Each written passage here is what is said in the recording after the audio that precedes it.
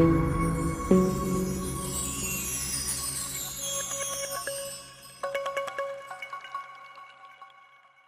Friends, welcome to HWTL academy. బడుగు బలహీన వర్గాలకు చెందిన నిరుద్యోగ యువత ఎవరైతే గ్రామాల్లో నివసిస్తున్నారో అండ్ అంతకంటే ఇంటీరియర్ తండాలలో నివసిస్తున్నారో మీ అందరికీ ఇది ఒక గుడ్ న్యూస్. మీ గ్రామాల్లో ఉండి గ్రూప్ 1 స్థాయి ఉద్యోగాలకు మీరు ప్రిపేర్ అవ్వడానికి మన ఛానల్లో నెక్స్ట్ ఫ్రీ కోచింగ్ ఇవ్వబోతున్నాం. అండ్ ఆ ఫ్రీ కోచింగ్ ఇనిషియేటివ్ తీసుకున్న మన చైతన్య సార్కి స్పెషల్ థ్యాంక్స్. సార్కి 11 years ఎక్స్పీరియన్స్ ఉంది టీచింగ్లో. అండ్ హాయ్, నేను మీకు చెప్పిన విధంగానే మనం పాలిటీ క్లాస్ ఈరోజు నుంచి స్టార్ట్ చేస్తున్నామండి. సో ముఖ్యంగా మొదటగా మనం ఈరోజు చెప్పుకునే అంశం ఏంటంటే భారత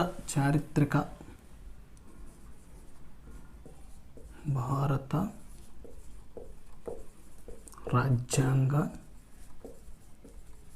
చారిత్రక నేపథ్యం.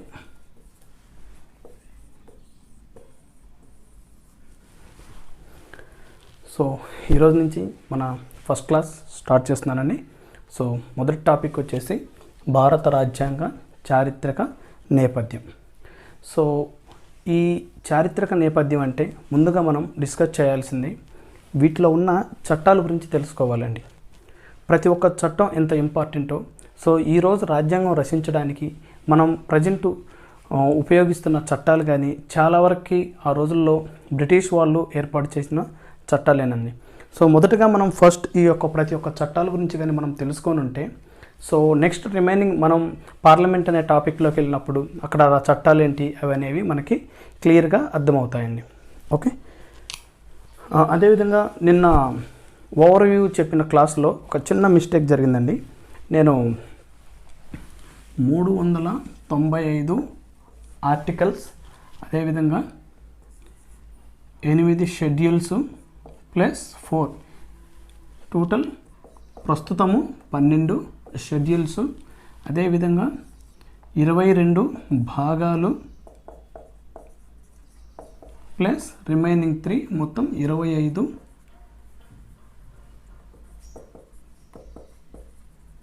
భాగాలండి. నిన్న బై మిస్టేక్ రాయటం ఇక్కడ 21 అని రాశానండి. సో అది కొంచెం చెక్ చేసుకోండి. ఓకే, భారత రాజ్యాంగం రచించినప్పటికీ 395 ఆర్టికల్స్, 8 షెడ్యూల్స్, 22 భాగాలు ఉన్నాయండి. ఓకే, తర్వాత రాజ్యాంగ సవరణలు చేస్తూ ఇక్కడ ఒక 4 షెడ్యూల్ని యాడ్ చేశారు, తర్వాత ఇక్కడ ఒక 3 పార్ట్స్ యాడ్ చేశారండి. ఓకే, సో అది ఒకటి కొంచెం క్లియర్గా చూసుకోండి. అది 21 అని రాసినట్టున్నాను. ఓకే, అది చూసుకోండి. నెక్స్ట్ ఇక ఈరోజు టాపిక్ వస్తే రాజ్యాంగ చారిత్రక నేపథ్యం. మన యొక్క చరిత్రకారుడు BC రావత్ గారండి. సో అతను 6 దశలుగా దీన్ని వివరించారు. సో మొదటగా ఆ 6 దశలు ఏందో మనం తెలుసుకుందామండి. ఓకే, సో BC రావత్ ఈయన ఒక చరిత్రకారుడు అండి. ఇతను మన యొక్క ఈ యొక్క చట్టాలు ఏవైతే మనం ప్రజెంట్ అమలు చేస్తున్నామో ఆ రోజుల్లో బ్రిటిష్ వాళ్ళు ఉన్నప్పటి నుంచి కానీ అవి చాలా వరకు ఇప్పుడు కూడా యూజ్ చేస్తున్నామండి. ఇవి మొత్తం 6 దశలుగా ఇతను వివరించారు. చూద్దామండి. మొదటి దశ 1600 నుంచి 1773. సెకండ్ రెండవ దశ 1773 నుంచి 1858. థర్డ్ 1858 నుంచి 1909. ఫోర్త్ 1909 నుంచి 1935. ఫిఫ్త్ 1935 నుంచి 1947, 1947. సిక్స్త్ 1947 నుంచి 1950 జనవరి 26. సో ఇలాగా BC రావత్ గారు అవి చెప్పేటప్పుడు అండి టోటల్గా 6 దశలు. సో 6 పార్ట్స్గా మనం చెప్పుకుంటామండి. ఓకే, సో మొట్టమొదటిగా మనం బీసీ రావత్ గారు ఇలా డివిజన్ చేసిన తర్వాత చాలా ఇంపార్టెంట్ అండి ఈ చట్టాలు. సో 1600 నుంచి 1773 వరకు ఈ టైంలో బ్రిటిష్ వాళ్ళు ఇండియాకు వచ్చినా కానీ వాళ్ళకి భారతదేశంలో ఎటువంటి అధికారాలు లేవండి. కేవలం వాళ్ళు వ్యాపారం కోసం వచ్చారు. సో ఈ మొదటి దశ ఏదైతే ఉందో ఇక్కడ ఓన్లీ కేవలం వాళ్ళు వ్యాపారంలో మాత్రమే ఇన్వాల్వ్ అయి ఉన్నారండి. అండ్ సెకండ్, ఇది మెయిన్ అండి. ఇక్కడి నుంచే వాళ్ళ యొక్క పరిపాలన కానీ వాళ్ళ యొక్క అధికారాలు పెరగటం కానీ ఇంకా ఇంకా చేసినవి క్లియర్గా నేను క్లాస్లో ఎక్స్ప్లెయిన్ చేస్తానండి. ఇది సెకండ్ దశ. ఓకే, సో ఈ పార్ట్ వచ్చేసండి 1858 నుంచి 1909 వరకు. ఇక్కడ వరకేమో బ్రిటిష్ వాళ్ళు ఏదనుకుంటే అది చేసేవాళ్ళండి. వాళ్ళ గవర్నర్స్ కానీ వాళ్ళు ఏమి అనుకుంటే అవి చేసేవాళ్ళు, కానీ ఒక కంప్లీట్గా అది ప్రైవేట్గానే ఉండేది. కానీ బ్రిటిష్ గవర్నమెంట్ ఎక్కువ ఆధిపత్యం ఉండేది లేదండి, ప్రైవేట్ వ్యక్తుల చేతుల్లో ఉండేది ఇక్కడ వరకు. అంటే 100% కాదు, కొంతవరకు అది క్లియర్గా నేను ఎక్స్ప్లెయిన్ చేస్తానండి. నెక్స్ట్ 1858 నుంచి ఇక్కడి నుంచి బ్రిటిష్ వాళ్ళు కూడా అక్కడున్న ప్రభుత్వం వీళ్ళ మీద కొన్ని కంట్రోల్ చేసేసి ఒక్కొక్క విధంగా వాళ్ళ యొక్క అధికారాలు లాగేసుకుంటూ ఉన్నారండి. ఓకే, సో ముఖ్యంగా మనం ఈ చారిత్రాత్మక నేపథ్యంలో ఈ యొక్క 6 దశల్లో మనం చట్టాల గురించి ఎక్స్ప్లెయిన్ చేసుకునేటప్పుడు అండి, ముందు మనకు తెలుసుకోవాల్సింది 1773 నుంచి ఇక్కడి నుంచి అండి, సపోజ్ 1773 నుంచి 1858 ఈ రెండింటి మధ్యలో కంప్లీట్గా ఇది కంపెనీ పాలన అండి. ఓకే, సో నెక్స్ట్ 1858 నుంచి 1947 వరకు ఈ కంపెనీ వాళ్ళ ఆధిక్యం అనేది క్రమేణా తగ్గిస్తూ ఇక్కడి నుంచి వాళ్ళ యొక్క రాజుగారి పేరు మీదండి, రాజు అంటే ఇక్కడ చక్రవర్తి, బ్రిటిష్ 1858 నుంచి 1947 వరకు వాళ్ళ యొక్క రాజుగారి పేరు మీద భారతదేశంలో పరిపాలన కొనసాగిందండి. ఓకే, సో మొదటగా మనం ప్రతి ఒక్క దశను వివరించుకుందాం. అదేవిధంగా ఈ ఒక్కొక్క దశలో ఎన్నో మార్పులు వచ్చాయి. ఒక్కొక్క దశలో కొన్ని చట్టాలు చేయటం, ఆ చట్టాలు భారతీయులకు అది నచ్చకపోవటం, ఆ టైంలో వీళ్ళు చేసిన చట్టాల వల్ల ఇక్కడున్న భారతీయులకి అవి నచ్చకపోవడం వల్ల 1857లో ఇక్కడండి 1857లో తిరుగుబాటు, ఇది అందరికీ తెలిసిందేనండి. ఓకే, సో ఒక్కొక్క దశని క్లియర్గా వివరించుకుంటూ మనం చెప్పుకుందామండి.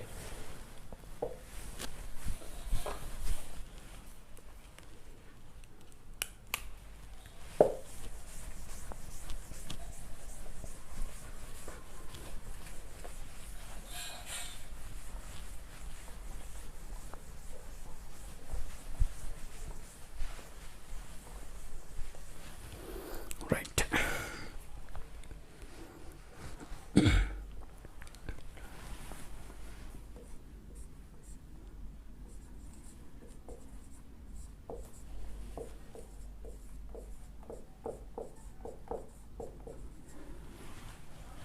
మొదటి దశ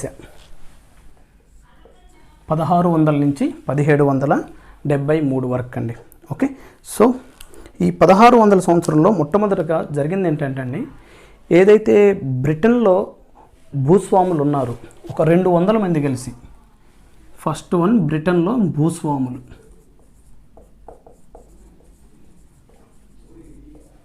దాదాపుగా ఒక 200 మంది, ఈ 200 మంది కలిసి ఒక గ్రూపుగా ఫామ్ అయ్యి ఆ టైంలో ఈ బ్రిటన్లో ఎవరైతే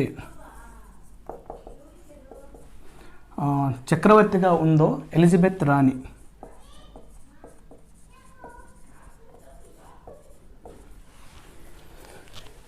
ఈ 200 మంది భూస్వాములు ఆ టైంలో బ్రిటన్లో రాణిగా ఉన్న ఎలిజబెత్ గారిని కలిసేసి, మేము ఇండియాకి వ్యాపారం కోసం వెళ్తున్నాము, మాకు ఆ వ్యాపారానికి అనుమతులు ఇవ్వండి అని చెప్పేసి వీళ్ళు ఈ యొక్క ఎలిజబెత్ రాణి గారిని పర్మిషన్ అడుగుతారండి.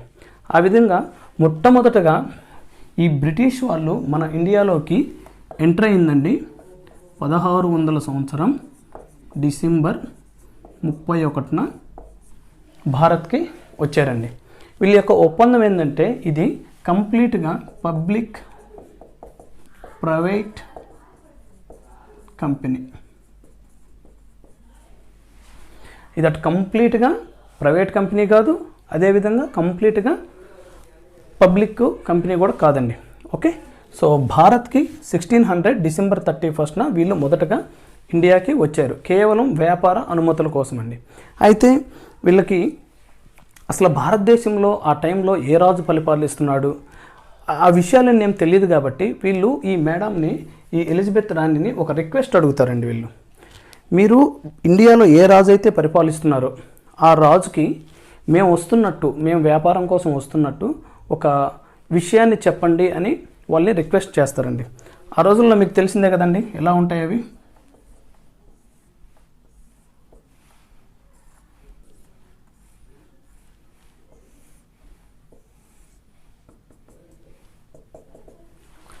సో అవి ఇట్లా రౌండ్గా ఉంటాయండి, ఒక క్లాత్ ఉంటుంది, వాటిని ఇలా చుట్టేసి ఉంటారు కదా. సో వాటిల్లో క్లియర్గా నేను ఈ గ్రాఫ్ అంటే ఎందుకైతే చెప్తున్నానంటే ఇక్కడ దీని మీద బిట్ వచ్చే అవకాశం ఉందండి. ఓకే, సో ఇది పాలిటీలో రాకపోయినా మీకు మోడర్న్ హిస్టరీలో, ఇండియన్ మోడర్న్ హిస్టరీలో మీకు దీని మీద బిట్ వచ్చే ఛాన్స్ ఉంటుందండి. అందువల్ల ఇక్కడ సందర్భం వచ్చింది కాబట్టి నేను క్లియర్గా ఎక్స్ప్లెయిన్ చేస్తున్నాను. ఈ 200 మంది కలిసి ఈ యొక్క ఎలిజబెత్ రాణిని భారతదేశంలో ఏ రాజు పరిపాలిస్తున్నాడో తెలియదు కనుక మీరు మాకు మీ తరపు నుంచి ఒక రిఫరెన్స్ లెటర్ ఇవ్వండి, మేము అక్కడికి వెళ్ళేసి అక్కడ వ్యాపారం చేస్తామని అంటారండి. అయితే ఇక్కడ ఈమె ఏం రాస్తుందంటే మనం మామూలుగా ఏం చేస్తామండి, respected sir so and so అని రాస్తాం కదండి. అదేవిధంగా ఏమో ఈ యొక్క లెటర్లో స్టార్టింగ్ ఏం రాసిందంటే, ఓ కాంబే యువరాజా, స్టార్టింగ్లో అండి మనం నార్మల్ లెటర్లో రెస్పెక్టెడ్ సార్ అని ఎలా రాస్తామో అదేవిధంగా ఆమె ఆ రోజుల్లో ఎలిజబెత్ రాణి గారు ఆ ఇచ్చిన యొక్క లెటర్లో, రిఫరెన్స్ లెటర్లో స్టార్టింగ్ ఏం రాసిందంటే, ఓ కాంబే యువరాజా. అంటే దీని అర్థం ఏంటంటే అండి, కాంబే యువరాజా అంటే ఓ తూర్పు దేశపు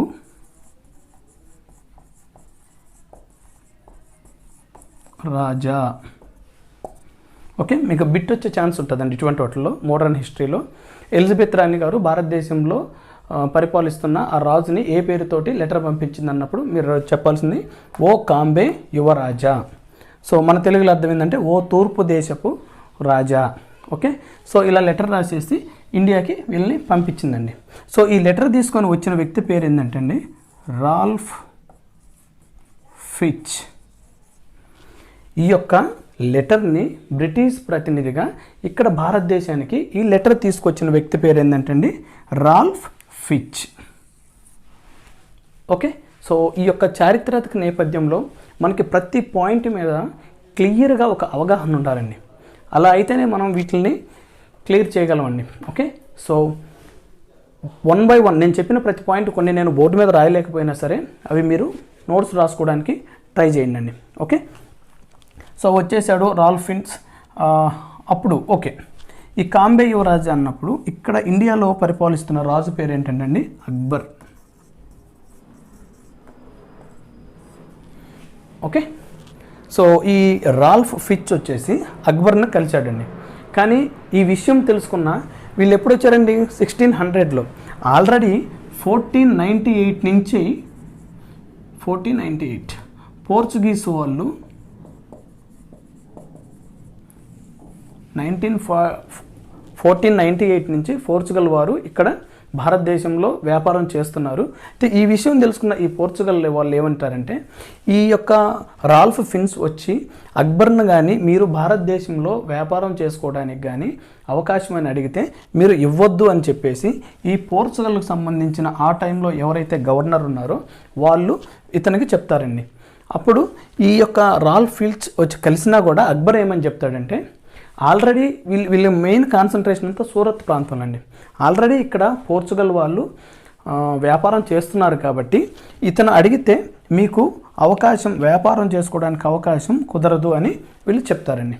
ఓకే, సో ఇదంతా 1601 టైంలో జరిగే విషయం అండి.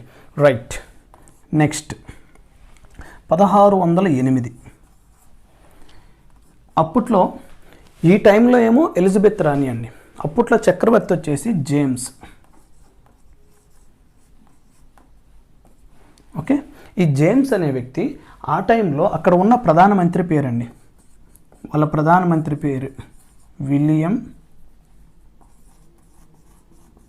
హాకిన్స్. ఓకే, సో ఇక్కడ అవకాశం రాలేదు కాబట్టి 1600 ఆ టైంలో. నెక్స్ట్ ఏం చేశారండి వీళ్ళు, 1608లో ఈ యొక్క చక్రవర్తి అండి, బ్రిటిష్ చక్రవర్తి ఇతను జేమ్స్ అనే చక్రవర్తి విలియం హాకిన్స్ అనే వ్యక్తిని భారతదేశంలో మళ్ళీ మీరు వ్యాపారం చేయండి అక్కడని చెప్పేసి పంపిస్తారండి. ఓకే, సో ఇక్కడ ఈ చర్చలు జరిగేటప్పటికి ఒకసారి మీరు అబ్జర్వ్ చేయండి. ఇక్కడ అక్బర్ అనే వ్యక్తి 1556 నుంచి 1605 వరకు ఉంటాడండి. ఓకే, సో ఈ జేమ్స్ పరిపాలన బ్రిటన్లో వచ్చే టైంకి ఇక్కడ భారతదేశంలో ఉన్న ఇక్కడ అక్బరు తర్వాత పరిపాలిస్తుంది ఎవరంటే ఇక్కడ జహంగీర్ అండి. ఓకే, సో ఇతను వచ్చేసి విలియం హాకిన్స్ని పంపిస్తాడు. జహంగీర్ కంప్లీట్గా అటు దాన్ని ఏమంటారు అవకాశాలు ఇవ్వలేదు, అలా అని వద్దని చెప్పలేదండి, అట్లా హోల్డ్లో ఉంచారు. ఓకే, సో ఇతను హోల్డ్లో ఉంచినప్పుడు వీళ్ళు మొట్టమొదట 1608లో జస్ట్ వ్యాపారానికి కంప్లీట్గా అవకాశాలు అయితే రాలేదు, అట్లా హోల్డ్లో ఉన్నారండి. Okay, so 1608.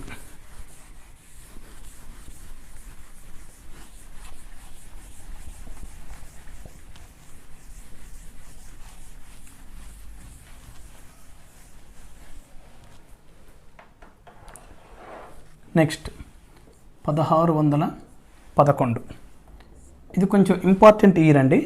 ఇది ఏపీ హిస్టరీలో కూడా ఇంపార్టెంట్, ఇక్కడ ఇంపార్టెంట్, పాలిటీలో ఇంపార్టెంట్, అదేవిధంగా మోడర్న్ ఇండియన్ హిస్టరీలో కూడా ఇంపార్టెంట్ అండి. ఈ 1611 ఈ సంవత్సరం అనేది మీరు గుర్తుంచుకోవాలండి. 1611 సంవత్సరంలో మన యొక్క గోల్కొండ రాజు మహమ్మద్ కులీ కుతుబ్ షా 1611 సంవత్సరంలో అప్పుడు ఇక్కడ ఉన్న గోల్కొండ రాజు ఎవరంటే నవాబు మహమ్మద్ కులీ కుతుబ్ షా. వీళ్ళకి మచిలీపట్నంలో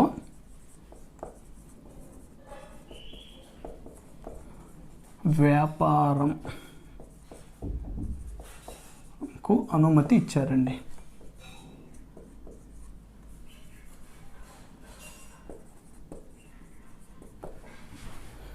ఓకే, 1611 సంవత్సరంలో హైదరాబాదు నవాబు మహమ్మద్ కులీ కుతుబ్ షా మచిలీపట్నంలో బ్రిటిష్ వారికి ఎవరికి ఇచ్చారండి అనుమతి, బ్రిటిష్ వారికి వ్యాపార అనుమతులు ఇచ్చారండి.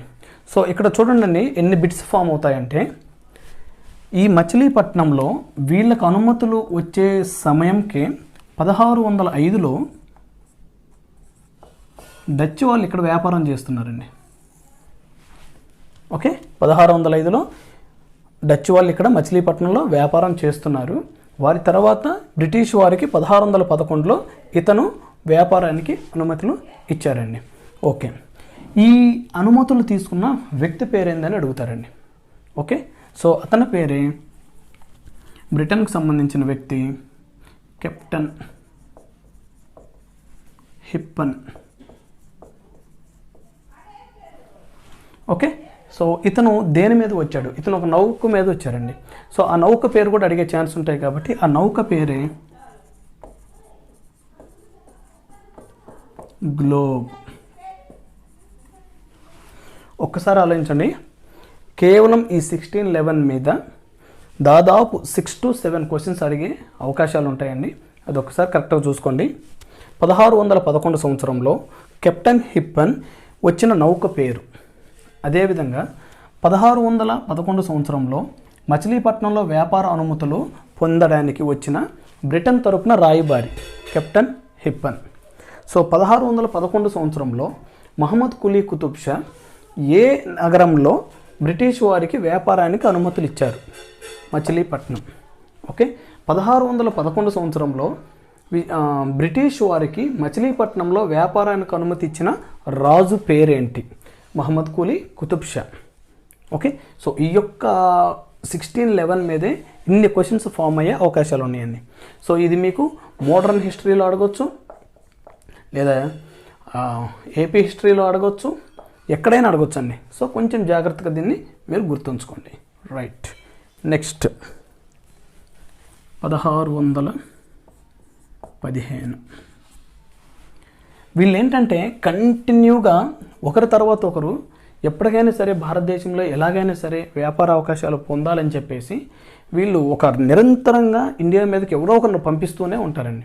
ఓకే, సో 1615లో బ్రిటిష్ ప్రభుత్వం తరపున ఇక్కడికి రాయబారిగా వచ్చిన వారి పేరు సర్ థామస్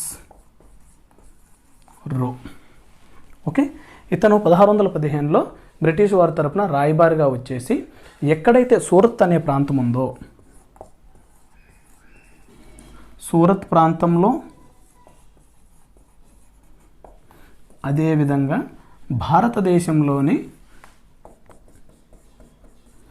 రిమైనింగ్ ఉన్న అన్ని ప్రాంతాల్లో వ్యాపారానికి అనుమతులు ఇవ్వమని కోరుతారండి. ఓకే, సర్ థామస్ రో సూరత్లో వ్యాపారంతో పాటు రిమైనింగ్ భారతదేశంలో ఉన్న మిగతా ప్లేసుల్లో కూడా మాకు అవకాశం కల్పించండి అని చెప్పేసి బ్రిటన్ తరపున రాయబారిగా సర్ థామస్ రో వస్తారండి. దీని మీద కూడా బిట్ ఫామ్ అయ్యే అవకాశాలు ఉన్నాయండి. ఓకే, సో ఈ టైంలో ఏ రాజు ఉంటున్నాడు అవన్నీ మీరు క్లియర్గా కొంచెం గుర్తుంచుకోవాలండి. రైట్, 1615 ఇది క్లియర్ అయిపోయిందండి. అయితే వీళ్ళ మెయిన్ ఇంటెన్షన్ ఏంటంటే ఈ 1615లో ఈ థామస్ రో వచ్చిన తర్వాత వీళ్ళకి 1618లో వ్యాపారానికి అనుమతులు వస్తాయండి.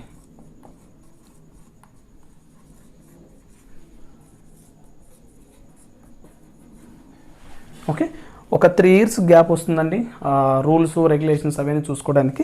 సో 1618లో వ్యాపారానికి అనుమతులు వస్తాయండి. వీళ్ళకి ఎప్పుడైతే వ్యాపారానికి అనుమతులు వచ్చాయో సో వీళ్ళ ప్లాన్ ఏంటంటే ఆ వచ్చిన గూడ్స్ మొత్తం ఒక ప్లేస్లో స్టోర్ చేసుకోవడానికి వీళ్ళు ఏదైనా మాకు ఒక కోట కావాలి అని చెప్పేసి వీళ్ళు ఆ కోటకు కూడా అనుమతి తీసుకుంటారండి. వీళ్ళు చెప్పే విషయం ఏంటి, మా వ్యాపార వస్తువులు మాత్రం మేము స్టోర్ చేసుకోవడానికి మాకు ఏదో ఒక ప్లేస్ కావాలి కాబట్టి వాటిని స్టోర్ చేయడానికి మేము ఇక్కడ ఒక కోట కావాలని రిక్వెస్ట్ చేసుకుంటారండి. అయితే ఈ టైంకి వీళ్ళు ఏం చేస్తారంటండి, వీళ్ళ మెయిన్ కాన్సన్ట్రేషన్ ఏంటంటే వ్యాపారం అని చెప్తారు కానీ వీళ్ళ ఇంటెన్షన్ వేరండి. అది ఎలా అంటే ఇప్పుడు ఇది ఇండియా అండి, ఇది వెస్ట్ బెంగాల్,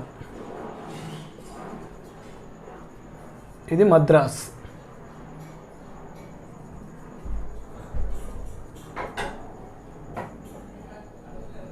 ఇది మద్రాస్, ఇక్కడ వచ్చేసి బొంబాయి. ఓకే, వీళ్ళ ఇంటెన్షన్ ఏంటంటే ఈ 3 ప్లేసులు కానీ వీళ్ళ కోటలు కానీ ఏర్పాటు చేసుకుంటే, ఎందుకంటే ఇది కంప్లీట్గా సముద్రం అండి. ఆ రోజుల్లో ఏ వ్యాపారం జరగాలన్నా సరే కంప్లీట్గా సముద్ర మార్గాన జరుగుతాయి కాబట్టి ఈ 3 ప్లేసులను కానీ వాళ్ళు ఆక్యుపై చేసుకోగలిగితే వాళ్ళకి ఈ వ్యాపారంలో ఇక తిరుగు లేదు. ఎలాగైనా సరే ఈ 3 ప్రాంతాల మీద వాళ్ళకి కన్నుందండి. సో ఆల్రెడీ సూరత్లో వీళ్ళకి 1618లో మీరు ఏదైనా చిన్న కోట కట్టుకోవడానికి అనుమతి వచ్చిందండి.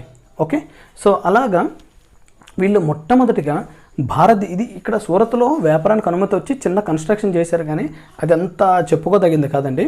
వాళ్ళు అడిగే క్వశ్చన్ ఏంటంటే మొట్టమొదటిగా భారతదేశంలో బ్రిటిష్ వాళ్ళు కట్టడం ఏ నగరంలో ఉన్నది అంటారండి. సో అది మద్రాస్ అండి. ఇక్కడ నుంచి నేను చెప్పే ప్రతి పాయింట్ మీకు చాలా ఇంపార్టెంట్ అండి. ఓకే,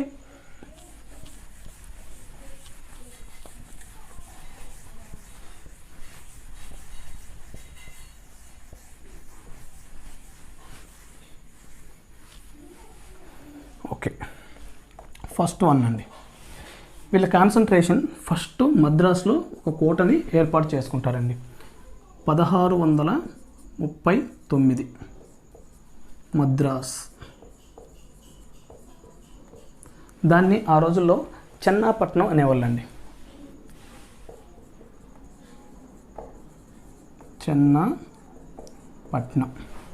ఓకే, వీళ్ళ యొక్క ఆ గూడౌన్ని తయారు చేసుకోవడం కోసం 1639లో మొట్టమొదటిగా ఒక స్థావరాన్ని ఏర్పాటు చేసుకున్నారు. దాన్ని ఒక కోట కట్టడానికి ట్రై చేశారు. అయితే ఈ టైంలో 1639లో ఇక్కడ వెంకటపతి రాయలు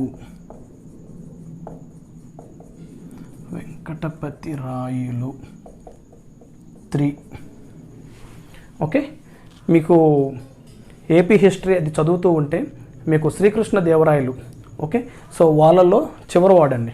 ఓకే, ఇతను వెంకటపతి రాయుడు, ఆ మద్రాసు నగరము, ఆ సూళ్ళూరుపేట, ఆ ఏరియా మొత్తం ఇతని ఆధ్వర్యంలో ఉంటుందండి. వీళ్ళు ఇక్కడ మద్రాసులో కోట కట్టుకోవాలి అనుకున్నప్పుడు ఈ వెంకటపతి రాయలు అవకాశం ఇవ్వడండి కోట కట్టుకోవడానికి.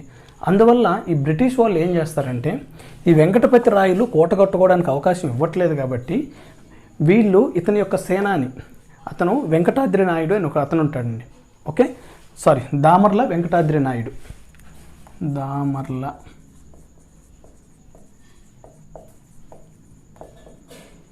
వెంకటాద్రి నాయుడు.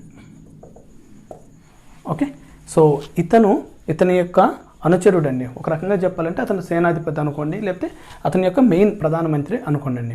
ఈ యొక్క బ్రిటిష్ వాళ్ళు ఏం చేస్తారంటే, ఈ దామర్ల వెంకటాద్రి నాయుడిని ఎలాగైనా సరే ఇతను ఒప్పిస్తే, ఇతను చెబితే వెంకటపతి రాయలు ఖచ్చితంగా ఓకే అంటారు అని చెప్పేసి ఈ దామర్ల వెంకటాద్రి నాయుడితో బ్రిటిష్ వాళ్ళు ఒక ఒప్పందం పెట్టుకుంటారండి.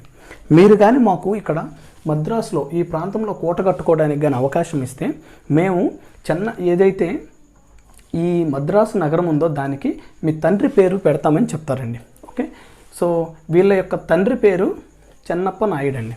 ఓకే, సో వీళ్ళ తండ్రి పేరు మీద కానీ ఇక్కడ చెన్నాపట్నం అని చెప్పేసి వీళ్ళు పేరు పెడతారండి. అది తర్వాత కాలక్రమేణది మద్రాసు అవటం, ఇప్పుడు మళ్ళీ దాన్ని చెన్నై అని పిలవటం నడుస్తుందండి. ఓకే, సో ఈ మద్రాసు నగర నిర్మాత అని అడుగుతారండి. ఎవరు నిర్మించారు? అతని పేరు వచ్చేసి మనం ఈ 3 నగరాల పేర్లండి. మద్రాసు నగర నిర్మాత, అదేవిధంగా కలకత్తా నగర నిర్మాత, అదేవిధంగా బాంబే నగర నిర్మాత, పాండిచ్చేరి. ఈ 4 మాత్రం మీరు ఎగ్జామ్లో వీళ్ళ యొక్క నగర నిర్మాతల్ని మీరు ఖచ్చితంగా గుర్తుంచుకోవాలండి, చాలా ఇంపార్టెంట్ అండి. ఓకే, సో ఈ మద్రాసు నగర నిర్మాత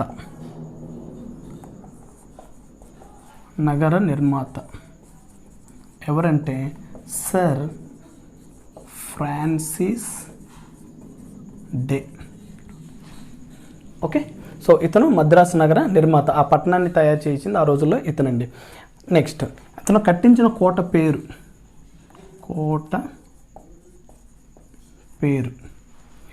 సెయింట్ జార్జ్ కోట్. ఓకే, నేను మీ క్లాస్ చెప్పేటప్పుడే బిట్స్ కూడా ఎలా వస్తాయో ఆల్మోస్ట్ వాళ్ళు ఇక్కడే చెప్తానండి, మీరు వాటి మీద కొంచెం కాన్సన్ట్రేట్ చేయండి. ఓకే, సో ఇప్పుడు దీంట్లో ఈ 1639లో ఎన్ని బిట్స్ ఫామ్ అవుతాయో చూడండి. 1639లో మద్రాసు నగర నిర్మాత ఎవరు? Sir Francis day. మద్రాసు నగరంలో భారతదేశంలోనే బ్రిటిష్ వారు కట్టిన మొట్టమొదటి కోట పేరేంటి? సెయింట్ జార్జ్ కోట. ఈ నగర నిర్మాణానికి ఆ టైంలో అడ్డుపడిన రాజు ఎవరు? వెంకటపతి రాయలు 3. ఈ నగర నిర్మాణానికి అవకాశం కల్పించిన వ్యక్తి ఎవరు? దామర్ల వెంకటాద్రి నాయుడు. ఇతను చెప్పిన తర్వాత వెంకటపతి రాయలు 3 అనే వ్యక్తి పర్మిషన్ ఇస్తాడండి. ఓకే, సో ఇది కంప్లీట్గా మద్రాసు నగరానికి సంబంధించి. సో నేను చెప్పాను కదండి, ముందే వీళ్ళ టార్గెట్ ఏంటి? భారతదేశంలో మిగతా ప్లేసులు కదండి, వీళ్ళకి కావాల్సింది మద్రాసు, అది కోస్టల్ ఏరియా కాబట్టి, వెస్ట్ బెంగాల్ కోస్టల్ ఏరియా, అదేవిధంగా బొంబాయి అది కూడా కోస్టల్ ఏరియా కాబట్టి ఈ 3 ప్లేసుల్లో ఎలాగైనా సరే మనకు కానీ ఇక్కడ కోట్లుగా నిర్మించుకుంటే మనకి మిగతా అన్ని దేశాలతోటి వ్యాపారాన్ని చాలా ఈజీగా చేయొచ్చు అనేది వీళ్ళ ఇంటెన్షన్ అండి. సో ఇది సక్సెస్ అయిన తర్వాత 1639లో ఇది సక్సెస్ అయిందండి. నెక్స్ట్ ఏం చేశారు వీళ్ళ కన్ను వచ్చేసి ఇది ఫస్ట్ మద్రాస్ అనేది ఫస్ట్ అండి, second Bombay. Okay, 1668 Bombay. Okay, next వీళ్ళ కన్ను ముంబై మీద పడిందండి. అయితే ఇక్కడ ప్రాబ్లం ఏంటంటే ఈ బొంబాయి కానీ ఈ ప్రాంతంలో ఉన్న ఇక్కడున్న గోవా కానీ ఈ ప్రాంతాలు మొత్తము పోర్చుగల్ వాళ్ళ చేతిలో ఉన్నాయండి. ఎలాగైనా సరే ఈ పోర్చుగల్ వాళ్ళ నుంచి ఈ ప్రాంతాన్ని కానీ మనం చేజెక్కించుకోగలిగితే మనం అనుకున్నవి సక్సెస్ అవుతాయని చెప్పేసి వీళ్ళు దాదాపు చాలా సంవత్సరాలు వెయిట్ చేస్తారండి. ఒకసారి చూడండి, వీళ్ళ కాన్సెప్ట్ అనుకుంది ఎప్పుడండి 1618లో మనకి ఈ 3 ప్రాంతాల్లో కోటలు కావాలి. కానీ అవకాశం వచ్చింది 1639లో మద్రాసులో అవకాశం వచ్చింది. తర్వాత 1668 అండి. చూడండి ఎంత గ్యాప్ ఉందో చూడండి అండి. వాళ్ళు ఒక పని అనుకుంటే దాన్ని చాలాసేపు వెయిట్ చేస్తారండి. అది అయ్యే వరకు వాళ్ళు నిద్ర కూడా పోరండి, అలా ఉంటుంది బ్రిటిష్ వాళ్ళది. 1668లో వీళ్ళకి అనుకోని ఒక అవకాశం వచ్చిందండి. అది ఎలాగంటే, ఎవరైతే ఆ టైంలో బ్రిటన్ రాజు ఉన్నాడో, రెండవ చార్లెస్, ఓకే, బ్రిటన్ వాళ్ళ యొక్క వ్యక్తి అప్పుడు సెకండ్ చార్లెస్, ఇతనికి పోర్చుగల్ అక్కడ ఉన్న ఆ రాజు యొక్క కుమార్తె, వీళ్ళిద్దరికి వివాహం చేస్తారండి. ఓకే, పోర్చుగల్ రాజు యొక్క కుమార్తె, ఆ టైంలో ఉన్న బ్రిటన్ సెకండ్ చార్లెస్, వీళ్ళిద్దరికి వచ్చి మ్యారేజ్ చేస్తారండి. ఓకే, సో మనం ఈ రోజుల్లో ఏ విధంగా అయితే వీళ్ళు కట్నాలు అవన్నీ తీసుకుంటున్నారో అదేవిధంగా ఆ రోజుల్లో ఈ బ్రిటన్కు సంబంధించిన ఈ సెకండ్ చార్లెస్కి ఈ పోర్చుగల్ రాజు కుమార్తెని ఇచ్చిన కారణంగా ఈ బొంబాయి ప్రాంతాన్ని గిఫ్ట్గా సెకండ్ చార్లెస్కి ఇస్తారండి. ఓకే, పోర్చుగల్ రాజు కుమార్తెని బ్రిటన్ రాజుకి ఇచ్చినందుకు ఇది కొంచెం జాగ్రత్తగా గుర్తుంచుకోండి అండి. నేను ఎందుకు ఇవంతా దీని బ్యాక్గ్రౌండ్ హిస్టరీ చెప్తున్నానంటే, మీకు డైరెక్ట్గా 1668లో బాంబేని నగర నిర్మాత ఎవరనో లేకపోతే అక్కడ పట్టిన కోట ఏంటంటే మీకు అది బట్టి కొట్టినట్టు అవుతుందండి. అదే దాని వెనుకున్న హిస్టరీ ఏందో కానీ మీకు తెలిస్తే మీకు చాలా ఈజీగా గుర్తుంటుందండి, ఏ టైంలో ఏది జరిగింది, అసలు బాంబే నగరము బ్రిటన్ వాళ్ళ చేతిలోకి ఎలా వచ్చింది. సింపుల్గా ఇట్లా హిస్టరీ కానీ తెలుసుకుంటే మీరు దాన్ని బట్టి కొట్టాల్సిన అవసరం లేదండి, అందుకోసం చెప్తున్నాను. ఓకే, సో గిఫ్ట్గా పోర్చుగల్ రాజు ఈ బొంబాయి ప్రాంతాన్ని బ్రిటన్ వాళ్ళకి ఇచ్చారండి. నేనేం చెప్పానండి మీకు, ఫస్ట్ 1600 నుంచి 1773 వరకు వీళ్ళు బ్రిటన్ ప్రభుత్వం దీని మీద పెద్ద అధికారాలు ఏం లేవండి. ఇది కంప్లీట్గా ప్రైవేట్ కంపెనీ కాబట్టి, పబ్లిక్ ప్రైవేట్ కంపెనీ కాబట్టి ఈ రాజు ఏం చేస్తారంటే ఆ కంపెనీకి ఈ ముంబై నగరాన్ని కొంత అమౌంట్ తీసుకొని దాన్ని బ్రిటిష్ వాళ్ళకి ఇచ్చేస్తారండి. ఓకే, అది దాని అనుకున్న హిస్టరీ. ఓకే, ఇప్పుడు ఈ బాంబే నగర నిర్మాత ఎవరని అడుగుతారండి. గెరాల్డ్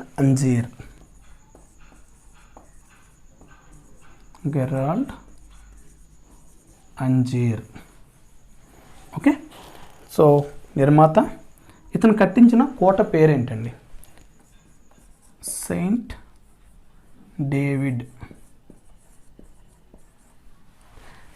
డేవిడ్ కోట. ఓకే, వన్స్ అగైన్ రిపీట్, 1668 బాంబేలో బొంబాయి నగర నిర్మాత గెరాల్డ్ అంజీర్, అక్కడ కట్టించిన కోట పేరు సెయింట్ డేవిడ్. ఓకే, సెకండ్ కూడా సక్సెస్ అయిపోయిందండి. ఫస్ట్ అయిపోయింది, సెకండ్ అయిపోయింది. నెక్స్ట్ వాళ్ళ టార్గెట్ ఏంటండి? వెస్ట్ బెంగాల్. ఓకే, సో ఇప్పుడు థర్డ్ చూద్దామండి. Third west Bengal, Calcutta. ఇది ఏ టైంలో వచ్చిందంటే అండి, ఒకసారి అబ్జర్వ్ చేయండి అండి, 30 మ్యాక్సిమం 30 ఇయర్స్ ఉంటాయండి. 1698. ఓకే, 1698లో కలకత్తా నగరాన్ని వీళ్ళు నిర్మించారండి. సో ఈ కలకత్తా నగరాన్ని ముఖ్యంగా 3 ప్రాంతాలను కలిపి కలకత్తా అంటారండి. సో మొదట వచ్చేసి కాళీఘాట్, సుతమతి, గోవిందాపూర్.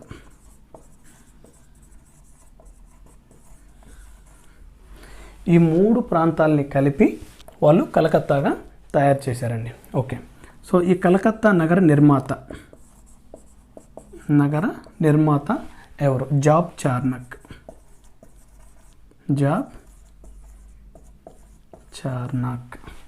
ఓకే, ఇక్కడ కట్టించిన కోట పేరేంటి? కోట పేరు విలియం.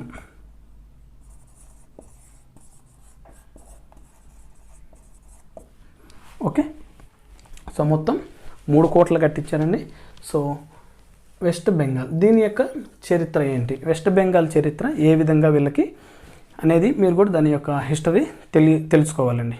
ఓకే, ఈ వెస్ట్ బెంగాల్ ఏంటంటే ఈ టైంలో 1698 సమయంలో ఇక్కడ పరిపాలిస్తున్న మొఘల్ చక్రవర్తి ఎవరంటే ఔరంగజేబు అండి.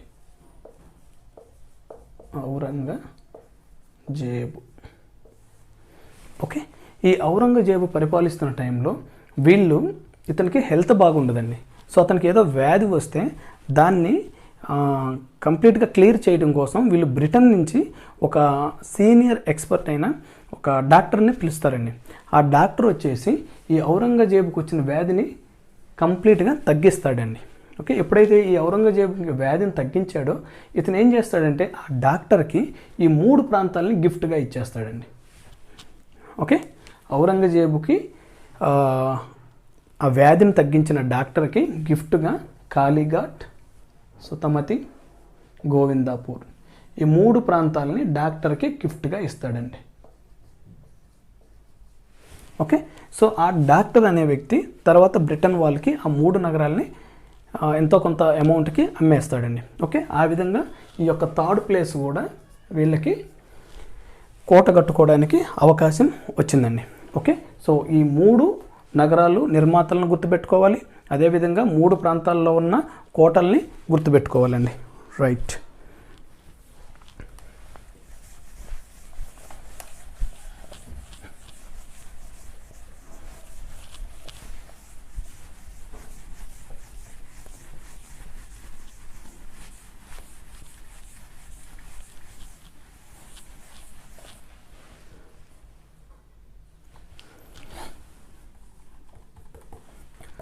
ఓకే, సో నెక్స్ట్ వచ్చేసండి మనందరికి తెలిసిందే ప్లాసీ యుద్ధం.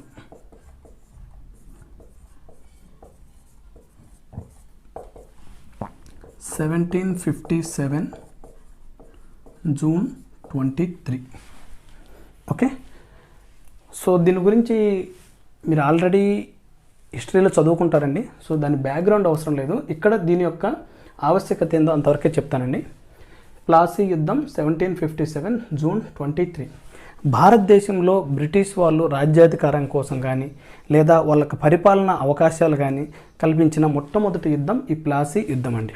ఓకే, ఇక్కడ మీరు 2-3 పేర్లు గుర్తుపెట్టుకుంటే చాలు, బట్ హిస్టరీలో మాత్రం కంప్లీట్గా వీటి వెనుకున్న రాజుల చరిత్ర ఏంది అది మొత్తం మీరు తెలుసుకోవాలండి. ఓకే, సో ఈ ప్లాసీ యుద్ధం ఎవరెవరి మధ్య జరుగుతుందంటే అప్పట్లో బెంగాల్ రాజు సిరాజ్ ఉద్దౌలా,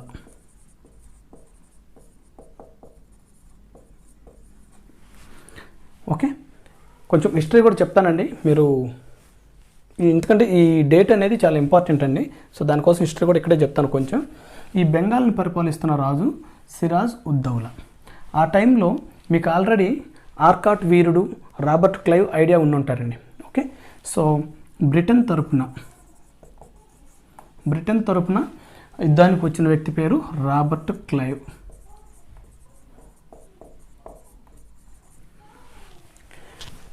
దీని హిస్టరీ జస్ట్ సింపుల్గా చెప్తానండి, ఒకసారి చూడండి. రాబర్ట్ క్లైవ్ ఏమో బ్రిటన్ తరపున యుద్ధానికి వస్తారు, బెంగాల్ తరపు రాజు ఏమో సిరాజ్ ఉద్దౌలా. ఈ సిరాజ్ ఉద్దౌలా సైన్యాధిపతి పేరేంటంటే మీర్ జాఫర్. సైన్యాధిపతి పేరు మీర్ జాఫర్. ఓకే, ఈ రాబర్ట్ క్లైవ్ దగ్గర కేవలం 3000 మాత్రమే సైనికులు ఉంటారండి. రాబర్ట్ క్లైవ్ సైన్యం 3000 మంది, బెంగాల్ రాజు సిరాజ్ ఉద్దౌలా సైన్యం 1,50,000 మంది అండి. సో ఎక్కడన్నా కనీసం 1% అన్న ఛాన్స్ ఉంటుందండి. వీళ్ళిద్దరు కానీ యుద్ధం చేస్తే ఈ బ్రిటన్ అనేది గెలిచే అవకాశాలు 1% కూడా ఉండదండి. అయితే ఇతను చాలా తెలివి గలవాడండి రాబర్ట్ క్లైవ్. ఇతను ఏం చేస్తాడంటే ఈ సిరాజ్ ఉద్దౌలా సైన్యాధిపతి అయిన మీర్ జాఫర్ తోటి రహస్యంగా భేటీ అయ్యేసి, మీరు కానీ ఈ యుద్ధంలో మాకు కానీ సహకరిస్తే సిరాజ్ ఉద్దౌలాని చైర్లో నుంచి దింపేసి మీర్ జాఫర్ని రాజుని చేస్తానని వీళ్ళిద్దరు ఒప్పందం కుదురుతుందండి. రాబర్ట్ క్లైవ్ ప్లస్ మీర్ జాఫర్ ప్లస్ ఇది ఫస్ట్ అండి. అదేవిధంగా ఇతని కుమారుడు ఎవరైతే ఉన్నారో మీర్ జాఫర్ కుమారుడికి బ్రిటన్ ప్రభుత్వంలో ఒక ఉద్యోగం కూడా ఇస్తామని చెప్పేసి, బ్రిటన్ ప్రభుత్వం అంటే ఇక్కడ ఈస్ట్ ఇండియా కంపెనీ అండి, ఈస్ట్ ఇండియా కంపెనీలో ఒక ఉద్యోగం కూడా ఇస్తామని చెప్తారండి. సో ఆ విధంగా వీళ్ళిద్దరూ కలిసిపోయి సిరాజుద్దౌల్ని ఈ ప్లాసీ యుద్ధం 1757 జూన్ 23న సిరాజుద్దౌలని తప్పించేస్తారండి. ఓకే, ఇది ప్లాసీ యుద్ధం సింపుల్గా చెప్తుంటే. అయితే ఈ మీర్ జాఫర్ అనే వ్యక్తి తర్వాత బెంగాల్ నవాబ్ అవుతాడండి. బెంగాల్ నవాబ్ మీర్ జాఫర్ బెంగాల్ నవాబ్ అవుతారు. వీళ్ళు ఏం చేస్తారంటే కేవలం ఈ బెంగాల్ నవాబ్గా ఆ చైర్లో మాత్రం ఇతను కూర్చోబెడతారు, కానీ మిగతా అన్ని ట్యాక్సులు కట్టడం కానీ ప్రజల కాడి నుంచి ఏ విధంగా ఒక రూపాయి రావాలో అవన్నీ బ్రిటిష్ వాళ్ళు తీసుకుంటారు, కానీ ఇతనికి ఖజానాకి వచ్చే అవకాశాలు ఏం లేకుండా చేస్తారండి. ఓకే, సో అప్పుడు ఈ మీర్ జాఫర్ అనే వ్యక్తి ఈ యొక్క బ్రిటన్ వాళ్ళ మీద తిరుగుబాటు చేస్తాడండి. రైట్, తర్వాత కొన్ని సంవత్సరాల తర్వాత ఈ మీర్ జాఫర్ బ్రిటిష్ వారి మీదకి తిరుగుబాటు చేస్తారు. అయితే ఇతనికి ఒక మేనల్లుడు ఉంటాడండి. ఈ మీర్ జాఫర్ మేనల్లుడు మీర్ కాసిం.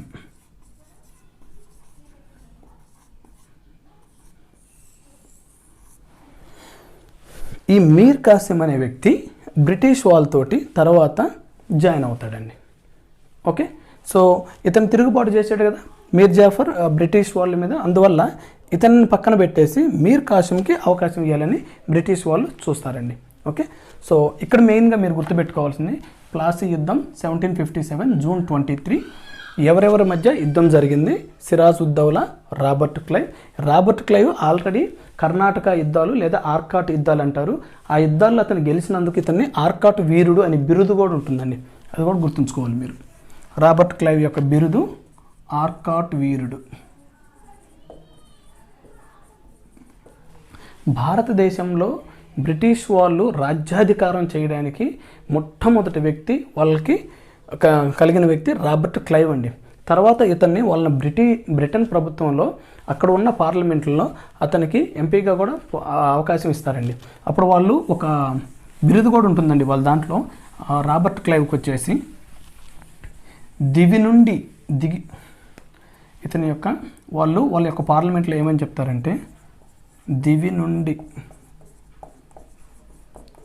భూమికి దిగి వచ్చిన వీరుడా. ఓకే, ఇటువంటివి బిట్స్ వచ్చే ఛాన్స్ ఉంటాయండి, గుర్తుంచుకోండి రాబర్ట్ క్లైవ్ గురించి. ఇది ఎక్కడ జరిగిందండి ఇప్పుడు చూద్దాం. ప్లాసీ యుద్ధం 1757 జూన్ 23 సిరాజుద్దౌలా, రాబర్ట్ క్లైవ్. వీళ్ళు ఈ యుద్ధంలో, ఈ ప్లాసీ యుద్ధంలో వీళ్ళు ఒక ఒప్పందం చేసుకుంటారండి. ఆ ఒప్పందమే అలీగర్ ఒప్పందం. అలీనగర్. ఓకే, ప్లాసీ యుద్ధంలో వీళ్ళ మధ్య జరిగిన ఒప్పందము అలీనగర్ ఒప్పందం. ఈ ఒప్పందాలు మీరు చాలా జాగ్రత్తగా గుర్తుంచుకోవాలండి. ఎప్పుడైతే 1757లో ఇతను యుద్ధం అయిపోయిన తర్వాత 1758లో ఈ రాబర్ట్ క్లైవ్ని ఈ బెంగాల్కి గవర్నర్ జనరల్గా నియమిస్తారండి. ఓకే, 1758లో బెంగాల్కి గవర్నర్ జనరల్గా రాబర్ట్ క్లైవ్ని నియమిస్తారండి. ఇతను ద్వంద్వ పాలనా విధానాన్ని ప్రవేశపెడతాడండి. అదేందో చూద్దాం. సో 1757లో ప్లాసీ యుద్ధం. నెక్స్ట్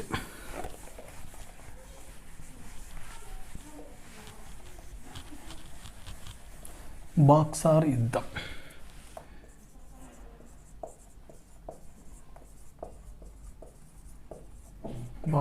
యుద్ధం.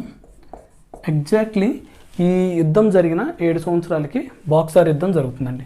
1764 అక్టోబర్ 22.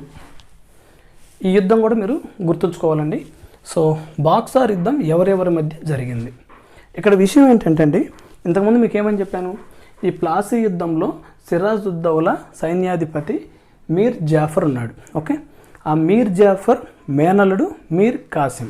ఓకే, ఈ 7 సంవత్సరాల్లో ఎప్పుడైతే మీర్ జాఫర్ బ్రిటన్ వాళ్ళ మీద తిరుగుబాటు చేస్తారో వాళ్ళు మీర్ జాఫర్ని పక్కన పెట్టేసి ఈ మీర్ జాఫర్ అల్లుడైన క్లియర్గా రాసి చూపిస్తానండి, సిరాజుద్దౌలా,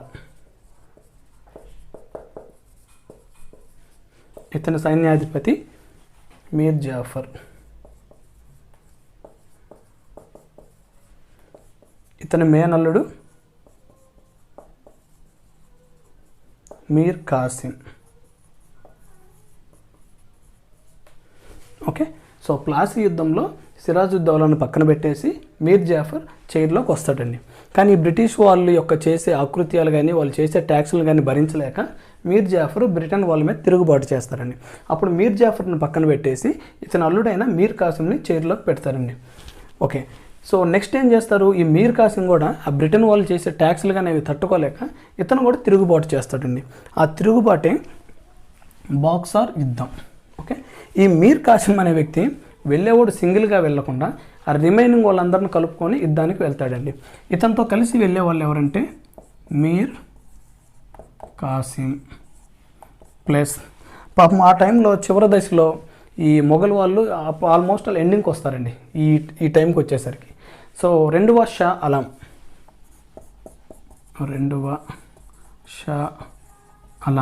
ఇతను మొఘల్ చక్రవర్తి అండి. ఇతను సైలెంట్గా ఉండకుండా యుద్ధానికి రెండవ షా ఆలంను కూడా తీసుకొని వెళ్తాడు. వీళ్ళతో పాటు అయోధ్య నవాబ్ గాజీ ఉద్దౌలా, ఇతనితో పాటు వీళ్ళు ముగ్గురు కలిసి బ్రిటిష్ వాళ్ళ మీదకి తిరుగుబాటు చేస్తారండి. ఆ యుద్ధమే బాక్సార్ యుద్ధం. Okay, 1764 October 22. వీళ్ళు ఏంటంటే యుద్ధాలు ఆగిపోవాలంటే ఎవరో ఒకరి మధ్య ఏదో ఒక సంధి జరగాలండి. అలా ప్రతి సంధి ఒక యుద్ధం వచ్చిందంటే మీరు మెయిన్గా గుర్తుపెట్టుకోవాల్సింది ఆ యుద్ధంలో ఎవరెవరు పాల్గొన్నారు, ఆ టైంలో ఉన్న గవర్నర్ జనరల్స్ ఎవరు, ఆ టైంలో ఆ రాజులు ఎవరెవరు ఉన్నారు గుర్తుంచుకోవాలి. అదేవిధంగా ఒప్పందాన్ని కూడా గుర్తుంచుకోవాలి. సో ఈ బాక్సార్ యుద్ధంలో ఒప్పందం ఏంటంటే అలహాబాద్ సంధి.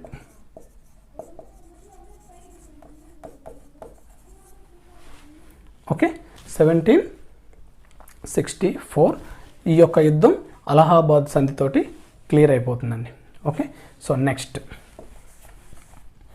ఈ అలహాబాద్ సంధి ఇయర్ వచ్చేసి 1764 కదండి. 1765లో ఈ అలహాబాద్ సంధి జరుగుతుందండి. నెక్స్ట్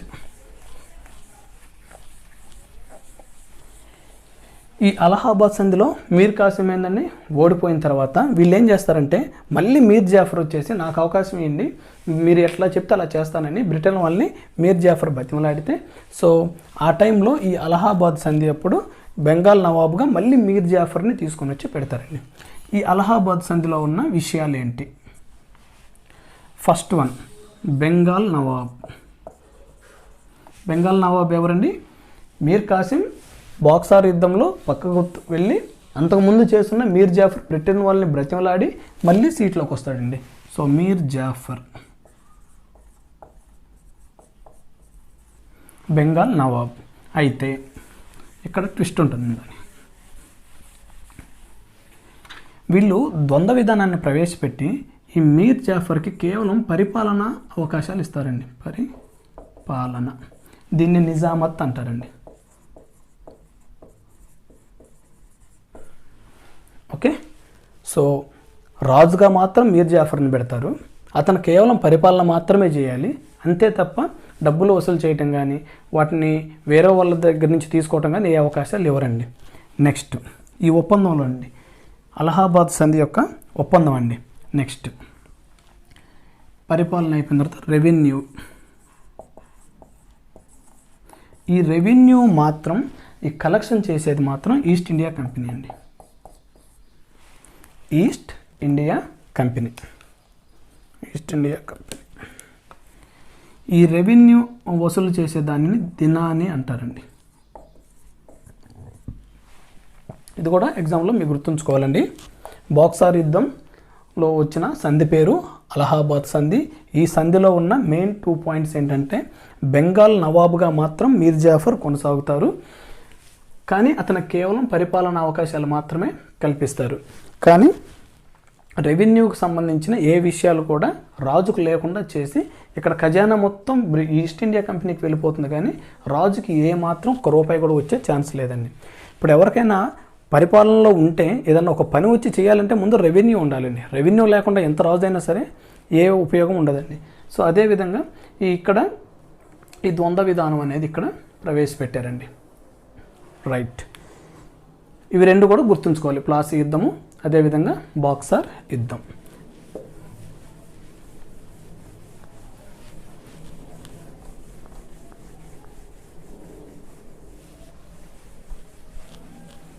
నెక్స్ట్ ఇంపార్టెంట్ పాయింట్ అండి, ఈ టైంకి వచ్చేసరికి వీళ్ళు బొంబాయి, మద్రాస్, అదేవిధంగా కలకత్తా ఈ 3 ప్రెసిడెన్సీలుగా ఏర్పడ్డాయండి. ఫస్ట్ వన్ ఓకే, ఎప్పటికి 1726 టైం వచ్చేసరికి ఈ 3 ప్రెసిడెన్సీగా ఏర్పాటు అయినాయండి. నెక్స్ట్ వీళ్ళు ఏం చేస్తారంటే, ఇప్పుడు ఈ ప్లాసీ యుద్ధం అయిన తర్వాత వాళ్ళు ఏం చేశారండి, రెవెన్యూ ఉన్నాయి. రెవెన్యూ అంటే వాళ్ళు ఖచ్చితంగా వాటిని ఆ డబ్బును కలెక్ట్ చేసుకోవాలంటే కొన్ని పార్ట్స్గా, ఇప్పుడు మనం ఏ విధంగా అయితే గ్రామాలు, మండలాలు, జిల్లాలు అంటున్నామో అదేవిధంగా వాళ్ళు రెవెన్యూ జిల్లాలుగా విడగొట్టారండి. నెక్స్ట్ వన్ రెవెన్యూ జిల్లాలు. ఇక్కడ బిట్టు అడిగేది ఛాన్స్ ఎలా ఉంటుందంటే అండి, భారతదేశంలోనే రెవెన్యూ జిల్లాలుగా ఏర్పాటు చేయబడిన రాష్ట్రం ఏదని అడుగుతారండి. బెంగాల్.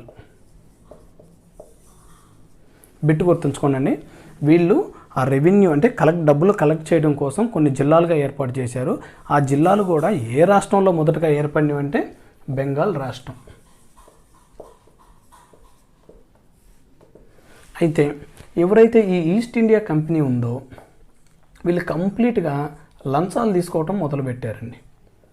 మొత్తం అవినీతి పరులు అయిపోతున్నారన్నమాట. సపోజ్ అది ఎలాగంటే, ఇప్పుడు వీళ్ళ ఒప్పందం ఏందండి, ఇండియాకు వచ్చేటప్పుడు ఫస్ట్ వీళ్ళ ఒప్పందం ఏంది, ఈ ఈస్ట్ ఇండియా కంపెనీ ఎంతైతే సంపాదిస్తారో ఎలిజబెత్ రాణితో ఆ టైంలో వీళ్ళు చేసుకున్న ఒప్పందం ఏంటంటే, 1 సంవత్సర కాలంలో ఎంత అమౌంట్ అయితే సంపాదిస్తారో, సపోజ్ 100 రూపాయలు కానీ వీళ్ళు ప్రాఫిట్ వస్తే దీంట్లో 10 రూపాయలు ఖచ్చితంగా బ్రిటన్ ప్రభుత్వానికి ఇవ్వాలి.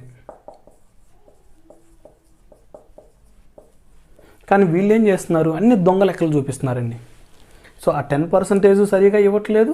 అదేవిధంగా వీళ్ళు సపోజ్ 100 రూపాయలు కానీ కలెక్ట్ చేస్తే అక్కడ ఇస్తుంది మాత్రం 20 రూపాయలు, వీళ్ళు రిమైనింగ్ 80 రూపీస్ వీళ్ళు తీసేసుకుంటారు. అంత అవినీతిమయం అయిపోతుందండి. సో అందువల్ల వీళ్ళు ఏం చేస్తారంటే, బ్రిటన్ ప్రభుత్వం అనేది ఒక రహస్య కమిటీని ఈ ఈస్ట్ ఇండియా కంపెనీ మీద వేస్తుందండి. అసలు నిజంగానే ఈ ఈస్ట్ ఇండియా కంపెనీ చెప్పే లెక్కలు కరెక్టా రాంగా, దానికోసం ఒక రహస్య కమిటీని వేశారండి.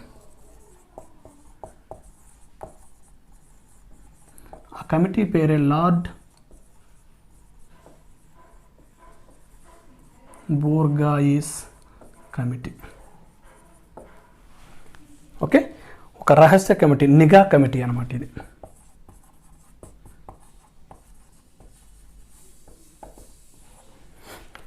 ఈ కమిటీ ఇచ్చిన రిపోర్ట్ ఏంటంటే, నిజంగానే వీళ్ళు కలెక్ట్ చేస్తున్న అమౌంట్కి వీళ్ళు మనకిస్తున్న అమౌంట్కి చాలా తేడా ఉంది, ఇక్కడే అవినీతి ఎక్కువ జరుగుతుందని ఈ కమిటీ చెప్తుందండి.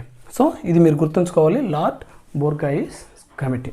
ఓకే, సో ఇదండి మొట్టమొదటి దశ 1600 నుంచి 1773 వరకు జరిగిన విషయాలు. సో ఇక్కడ గొప్పగా చెప్పుకోవాల్సిన చట్టాలు ఏం లేవు, కానీ కాకపోతే మీకు ఈ విషయాలు మొత్తం తెలుసుంటేనే నెక్స్ట్ అసలు 1773 రెగ్యులేటింగ్ యాక్ట్ అంటే ఏందో మీకు తెలుస్తుందండి. ఓకే, సో ప్రతి ఒక్కరు నేను మ్యాక్సిమం నేను చెప్పే ప్రతి పాయింట్ ఇంపార్టెంట్ ఉంటుందండి. అది మీరందరూ బోర్డు మీద రాసుకోవడానికి నాకు రాయడానికి కుదరదు, కాబట్టి మీరు నేను చెప్పేటప్పుడే మీరు క్లాస్ నోట్స్ తయారు చేసుకోండి. ఓకే, సో ఇది ఫ్రెండ్స్ మొట్టమొదటి దశ. సో సెకండ్ 1773 టు సెకండ్ దశ 1858 క్లియర్గా నెక్స్ట్ క్లాస్లో మనం ఎక్స్ప్లెయిన్ చేసుకుందామండి.